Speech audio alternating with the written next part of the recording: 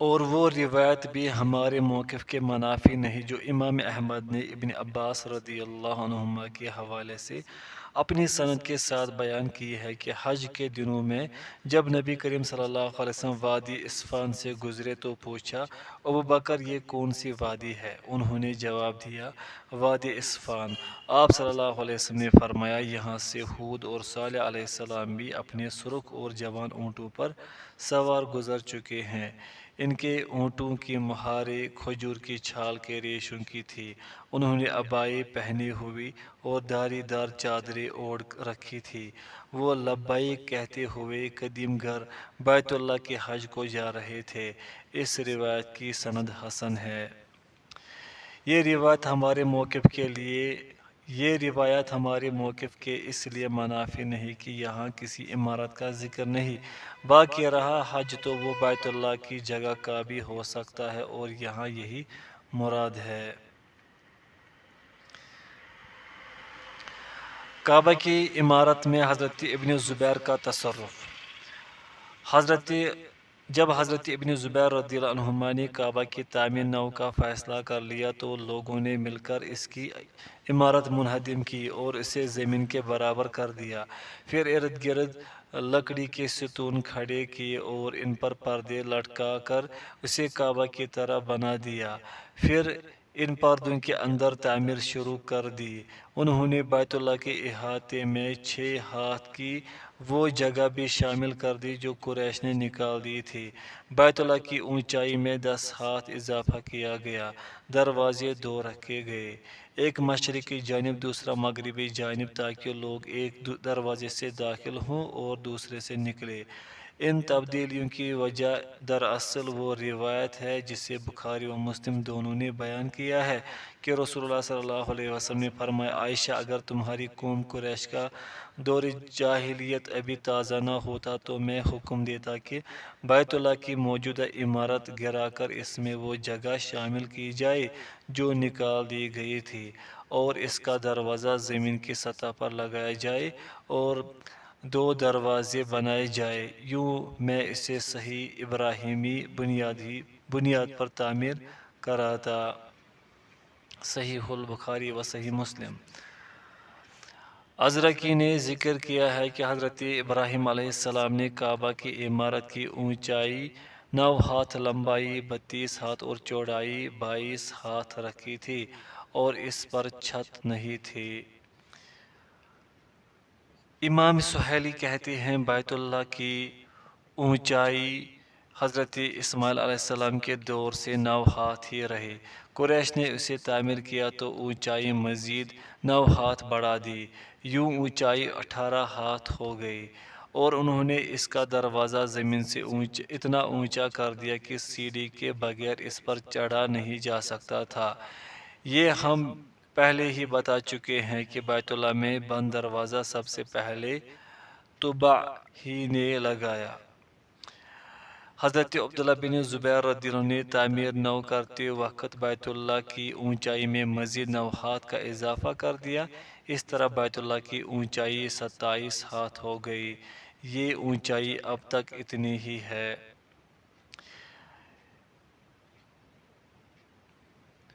حاشیہ طبع یمن کے ہمیری حکمرانوں میں دوسرے دور کے بادشاہ طبع جمع تبابع کہلاتے ہیں۔ سب سے پہلا طبع حارث الرائش تھا۔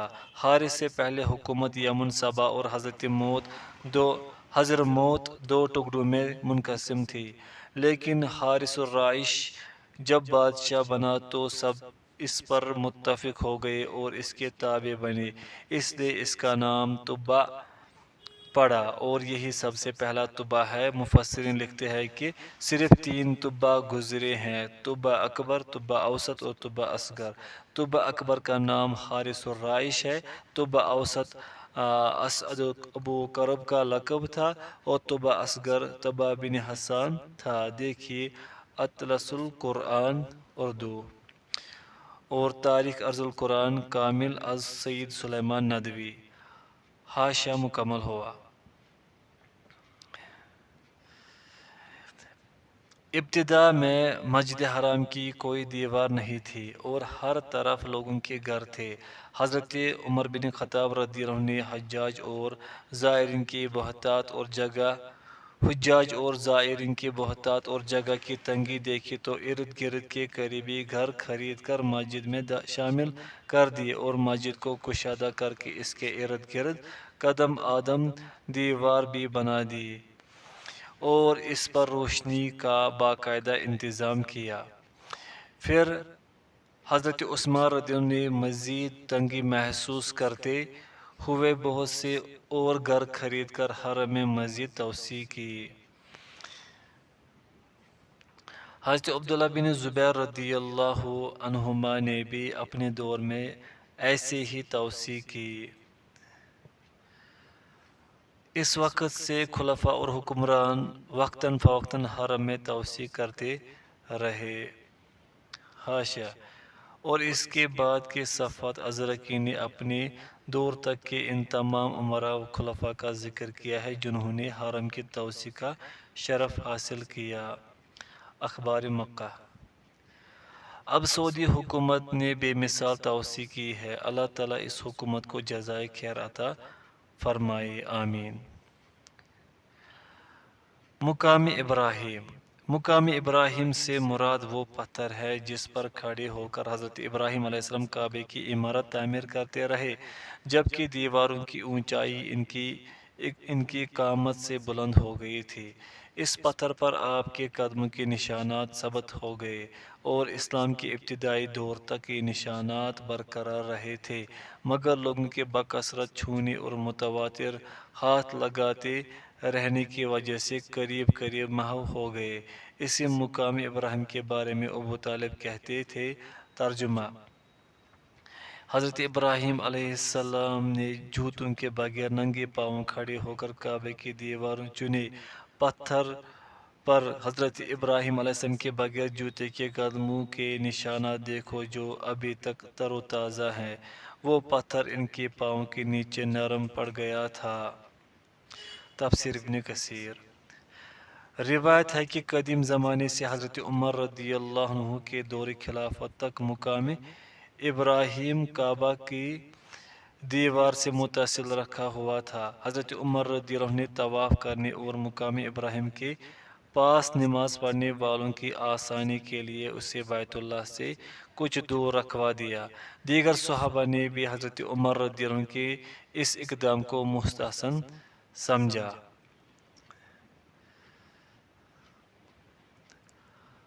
حاشیہ مقام ابراہیم فضائل الصحابہ لأحمد۔ امام احمد نے اسے عطا تک عبدالرزاق کی صحیح سند سے روایت کیا ہے۔ نیز ملاحظہ کیجیے المصنف لعبدالرزاق، اس کی تائید میں ایک صحیح روایت مجاہد کے حوالے سے ہے جسے عبدالرزاق نے اپنی کتاب میں درج کیا ہے، دیکھیے المصنف لعبدالرزاق۔ واخبار مکہ۔ حافظ ابن حجر نے لکھا، بیہقی نے اس طرح کی ایک روایت ام المؤمنین عائشہ رضی اللہ عنہا کے حوالے سے نقل کی ہے جس کی سند قوی ہے۔ اس کے الفاظ یہ ہے: مقام ابراہیم نبی صلی اللہ علیہ وسلم اور ابوبکر رضی اللہ عنہ کے دور میں بیت اللہ سے متصل تھا، پھر عمر رضی اللہ عنہ نے اسے پیچھے کر دیا، دیکھیے فتح الباری۔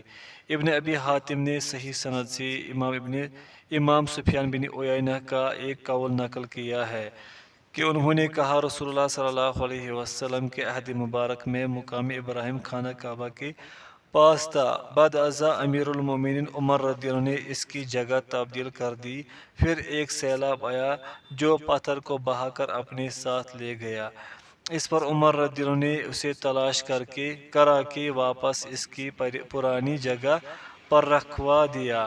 سفیان نے مزید کہا، مجھے علم نہیں کہ مقام ابراہیم کا پتھر کعبہ کی دیوار سے متصل تھا یا نہیں۔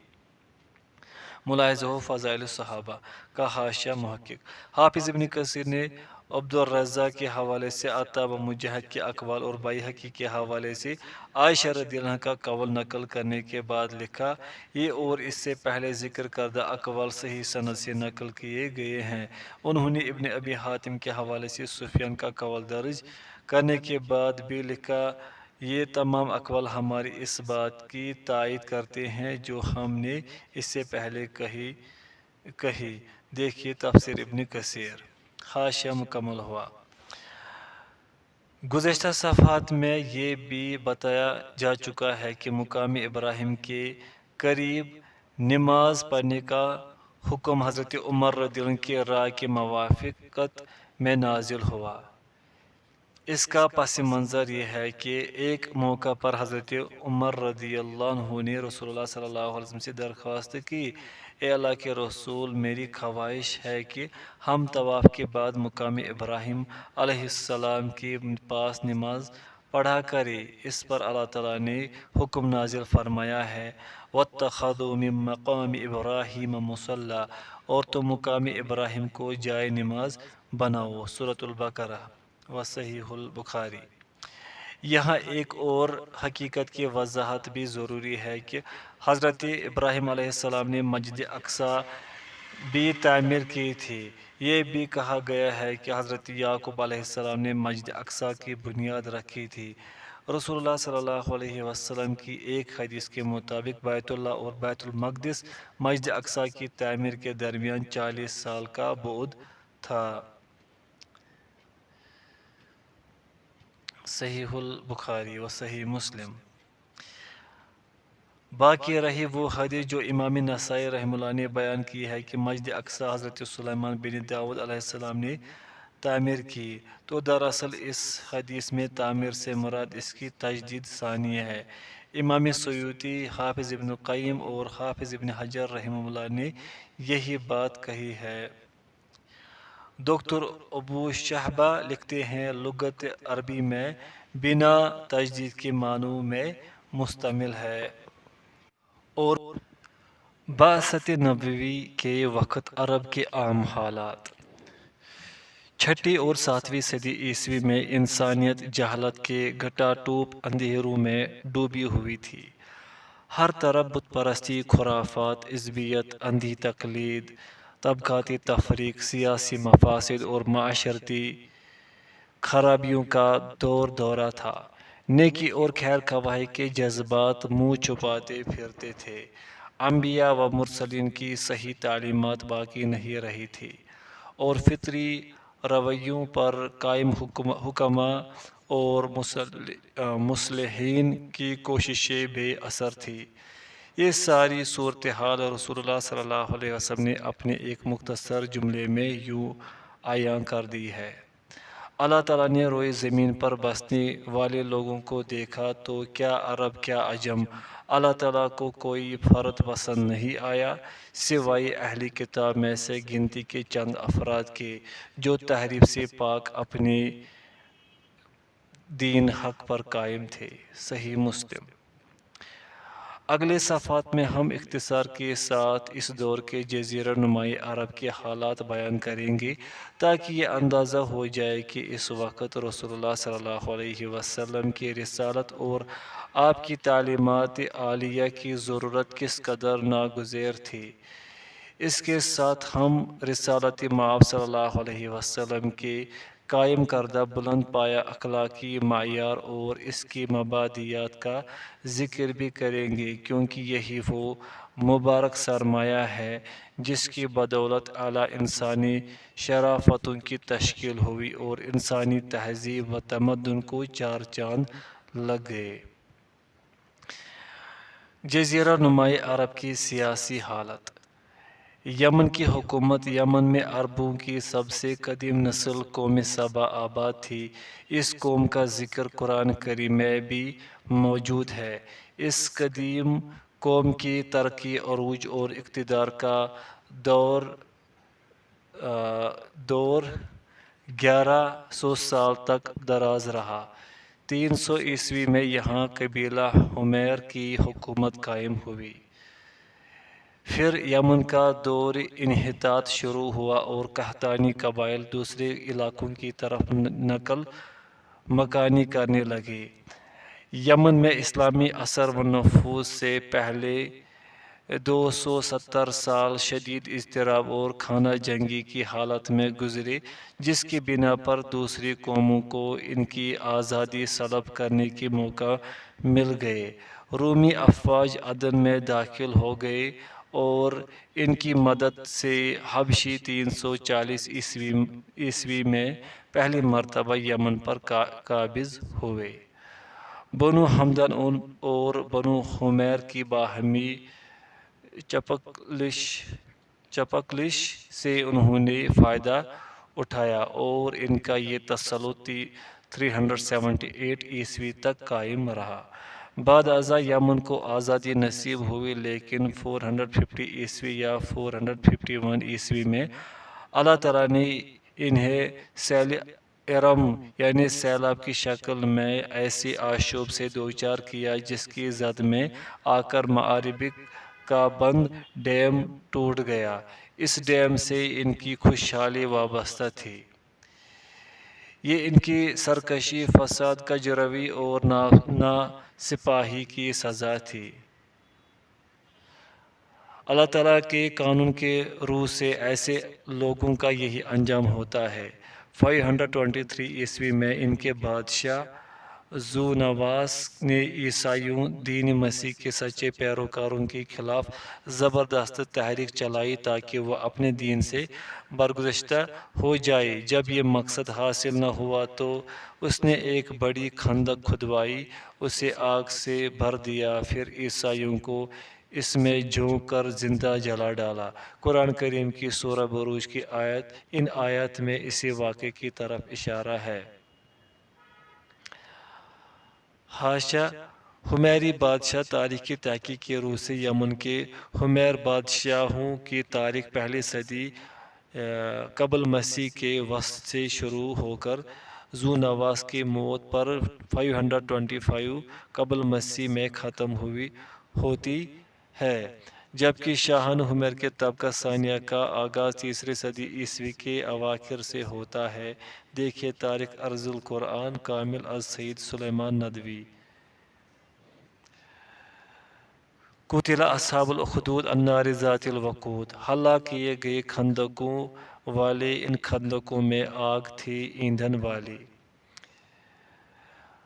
نتیجتاً رومیوں نے حبشیوں کو انگیخت کیا کہ وہ یمن پر دوبارہ قبض کر لے، چنانچہ اریات کی قیادت میں 525 عیسوی میں حبشی دوبارہ یمن پر قابض ہو گئے۔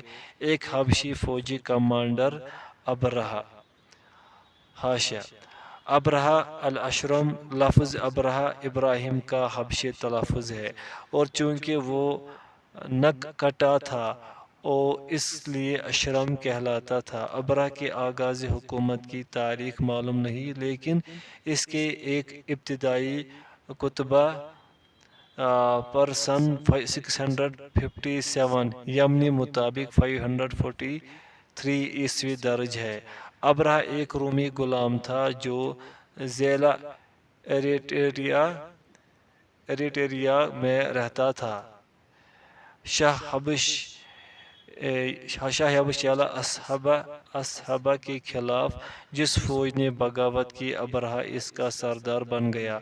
شاہ حبش کی وفات کے بعد سے یمن کا نائب گورنر بنا دیا گیا۔ حاشیہ مکمل ہوا۔ ابرہہ نے اریات کو دھوکے سے قتل کر دیا۔ شاہ حبش نے ابرہہ کو یمن کا حاکم مقرر کر دیا۔ اسی ابرہہ نے کعبۃ اللہ کو گرانے کے لیے لشکر کشی کی، لیکن اللہ تعالیٰ نے ایک عجیب تدبیر سے اسے اس کے لشکر سمیت ذلت و ناکامی سے دوچار کیا۔ قرآن مجید کی سورہ فیل میں اس واقعے کی طرف اشارہ کیا گیا ہے۔ بالآخر یمنیوں نے ایرانیوں سے مدد طلب کی اور ان کی مدد سے 575 عیسوی میں معدی کرب بن سیف بن ذی یزن حمیری کی قیادت میں حبشیوں کو یمن سے نکال باہر کیا۔ ایرانیوں نے معدی کرب کو ان کا بادشاہ بنا دیا، لیکن اس سے یہ غلطی ہوئی کہ اس نے حبشیوں کا ایک دستہ اپنی خدمت کے لیے رکھ لیا انہوں نے موقع پا کر اسے قتل کر دیا۔ اس کی موت سے اس کے خاندان کی حکومت ختم ہو گئی اور شاہ ایران کسریٰ نے ایک ایرانی گورنر مقرر کر کے یمن کو ایرانی حکومت میں شامل کر لیا۔ آخری ایرانی گورنر حضرت بازان رضی اللہ عنہ تھے، جنہوں نے 628 عیسوی میں اسلام قبول کر لیا۔ ان کے مشرب اسلام ہوتے ہی یمن سے ایرانی حکومت کا خاتمہ ہو گیا۔ یہ جمادی الاولیٰ 7 ہجری کا واقعہ ہے۔ جزیرہ نمائی عرب کا جنوب مغربی حصہ قبل مسیح کے زمانے میں اور اس کے بعد سبا کہلاتا تھا، اور عہد نبوی میں اسے یمن کہتے تھے، اور یہی نام آج تک معروف ہے۔ یمن کے شمال میں سعودی عرب کے صوبے نجران اور عسیر ہیں، شمال مشرق میں ربع الخالی ہے، مشرق میں عمان، جنوب میں بحیرہ عرب اور خلیج عدن، اور مغرب میں بحیرہ احمر واقع ہیں۔ دارالحکومت صنعاء ہے، اور عدن، جدید، مکہ اور مقلہ بندرگاہیں ہیں۔ یمن کا مشرقی حصہ حضرموت کہلاتا ہے۔ ہمیری دور میں مأرب قوم سبا کا دارالحکومت تھا۔ ہمیروں نے وادی شیوان مشرقی یمن میں سد مأرب قرآن میں الارم تعمیر کیا تھا، جس کے آثار یورپی مہم جو ہالوے نے 1875 عیسوی میں دریافت کیے۔ ہیرا کی حکومت۔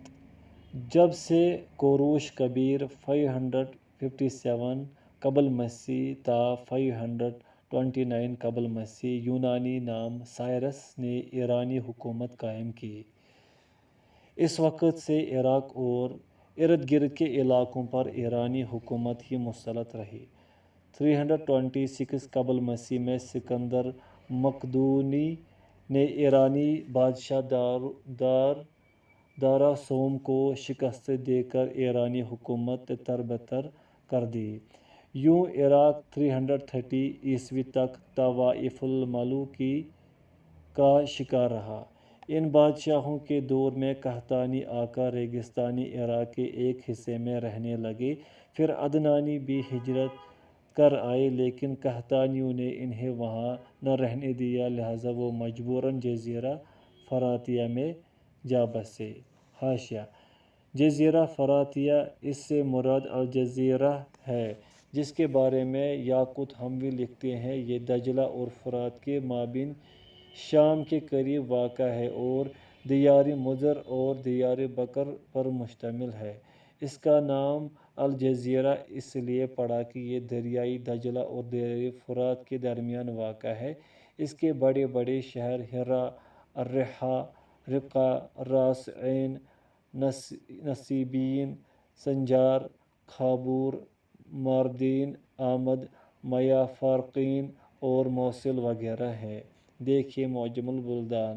ان دنوں الجزیرہ ترکی، شام اور عراق میں بٹا ہوا ہے۔ حاشیہ مکمل ہوا۔ ادھر ایرانی بادشاہ اردشیر جس نے 226 عیسوی میں ساسانی سلطنت کی بنیاد رکھی تھی، نے ایرانیوں کو منظم کرکے ایرانی سرحدوں کے قریب رہنے والے عربوں پر اپنا تسلط قائم کر لیا۔ اس بنا پر بنو قزاعہ شام کی طرف کوچ کر گئے، لیکن ہیرا اور انبار کے عربوں نے اس کی حکومت تسلیم کر لی۔ حاشیہ: ہیرا یہ لخمی بادشاہوں کا دارالحکومت تھا، جس کے آثار عراق میں کوفہ اور نجف کے درمیان پائے جاتے ہیں۔ آغاز اسلام کے وقت یہاں نستوری عیسائی آباد تھے۔ نعمان بن منذر کے نام پر اس کا نام ہیرۃ النعمان پڑ گیا۔ حاشیہ: انبار یہ شہر بغداد کے مغرب میں 10 فرسخ دور دریائے فرات پر واقع ہے۔ اہل فارس اسے شاپور کا نام دیتے تھے۔ گندم اور جو وغیرہ کے ڈیروں کے باعث اس کا یہ نام پڑا۔ دیکھیے معجم البلدان۔ انبار شہر کے کھنڈرات دریائے فرات کے کنارے پائے جاتے ہیں۔ نیز اب عراقی مغربی صوبے کا نام انبار ہے جو شام اور اردن سے ملحق ہے۔ حاشیہ مکمل ہوا۔ چونکہ ان دور دراز کے علاقوں پر حکومت کرنا مشکل تھا، اس لیے اردشیر نے فیصلہ کیا کہ اس علاقے پر کسی عربی کو حکمران مقرر کر دے۔ اس نے جزیمہ وضاح کو عراق کا حکمران بنا دیا اور اس کے ساتھ ہی ایک ایرانی لشکر متعین کر دیا تاکہ وہ رومیوں اور شام کے عربوں کے خطرے کا مقابلہ کر سکے۔ شام کے عرب ان دنوں رومیوں کے ماتحت تھے۔ ہیرا کے بادشاہوں میں سے نعمان بن منذر نے شہرت حاصل کی۔ یہی وہ بادشاہ ہے جس نے شاہ ایران کے خلاف لشکر کشی کی اور ذی قار کی جنگ میں ایرانی لشکر کو شکست سے دوچار کیا۔ یہ رسول اللہ صلی اللہ علیہ وسلم کی پیدائش کے بعد کا واقعہ ہے۔ یہ پہلا موقع تھا کہ عرب اجمیوں پر غالب آئے۔ اس کی اسانید ضعیف ہے۔ بتایا جاتا ہے کہ رسول اللہ صلی اللہ علیہ وسلم نے اس جنگ پر تبصرہ کرتے ہوئے فرمایا تھا، یہ پہلا دن ہے کہ عربوں نے اجمیوں سے اپنا حق چھینا اور میرے ذریعے سے ان کی مدد کی گئی۔ تاریخ طبری۔ امام طبری نے یہ روایت بلا سند درج کی ہے۔ شام کی حکومت۔ جس دور میں عربی قبائل میں ہجرتوں کا دورہ تھا، بنو قزاعہ کے بہت سے قبائل شام میں جا کر رہنے لگے۔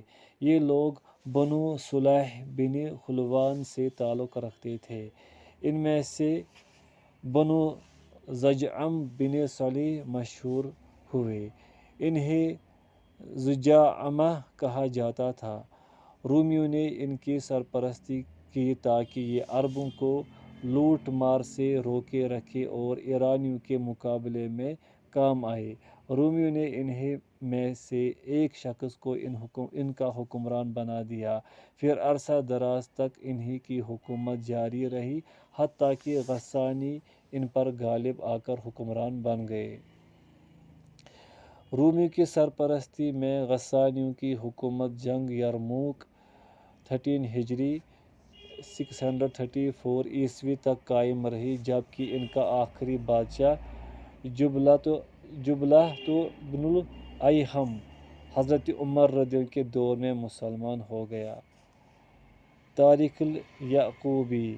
روایت کی سند ضعیف ہے۔ بعد کے دنوں میں جبلہ بن الایہم مرتد ہو کر روم بھاگ گیا اور آخر وقت تک تائب نہ ہوا۔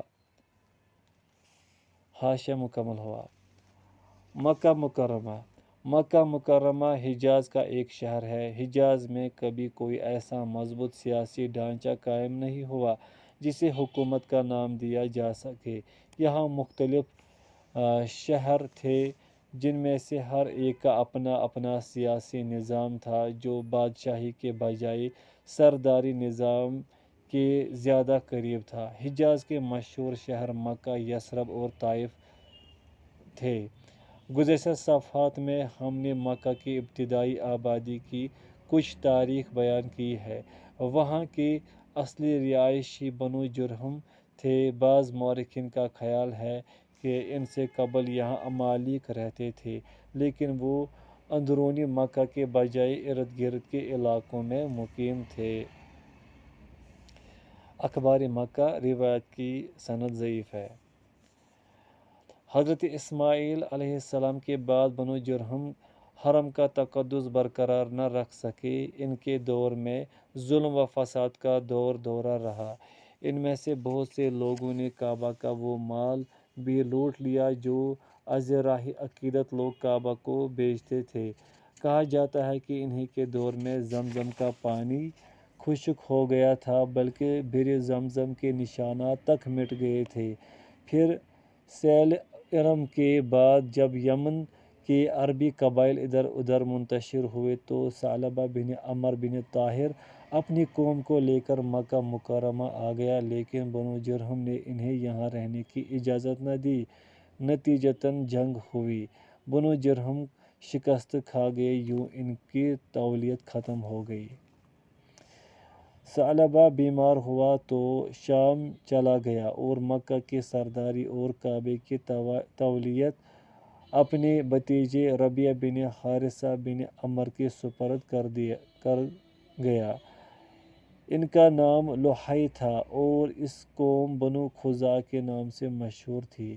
بنو جرہم اور ثعلبہ کی جنگ کے دوران میں بنو اسماعیل بن ابراہیم بنو خزاعہ کے پاس چلے گئے تھے اور اس جنگ سے لاتعلق رہے۔ حاشیہ: ابن ہشام نے یہ روایت محمد بن اسحاق کے حوالے سے بغیر سند کے نقل کی ہے، اس کی اسانید ضعیف ہے۔ بنو خزاعہ نے تقریباً 300 سال تک کعبہ کی طولیت سنبھالے رکھی، بعض مورخین نے یہ مدت 500 سال بتائی ہے۔ اس دور میں قریش بنو کنانہ میں جہاں بھی ان کے سنگ سمائے رہے، حتیٰ کہ قصہ نے قریش کی قیادت سنبھالی اور پورے قبیلے کو منظم کیا اور بیت اللہ کی طولیت حاصل کرنے کے لیے خزاعہ سے جنگ شروع کر دی۔ اس جنگ میں بنو خزاعہ نے قصہ کی مدد کی۔ عرب کے دوسرے قبائل بھی اس جنگ میں شامل ہو گئے۔ آخر کار اس شرط پر جنگ رکی کہ غیر جانبدار حکم طولیت کا فیصلہ کریں گے۔ فیصلے کے روز سے قصہ طولیت کعبہ کی زیادہ حقدار قرار پائی۔ اس وقت سے عربوں میں قریش کا مرتبہ بڑھ گیا اور وہ عربوں کی عقیدت کا مرکز بن گئے۔ اخبار مکہ ازرقی کی سند ضعیف ہے۔ ابن ہشام نے یہ روایت محمد بن اسحاق کے حوالے سے بلا سند بیان کی ہے، یوں یہ روایت ضعیف قرار پاتی ہے۔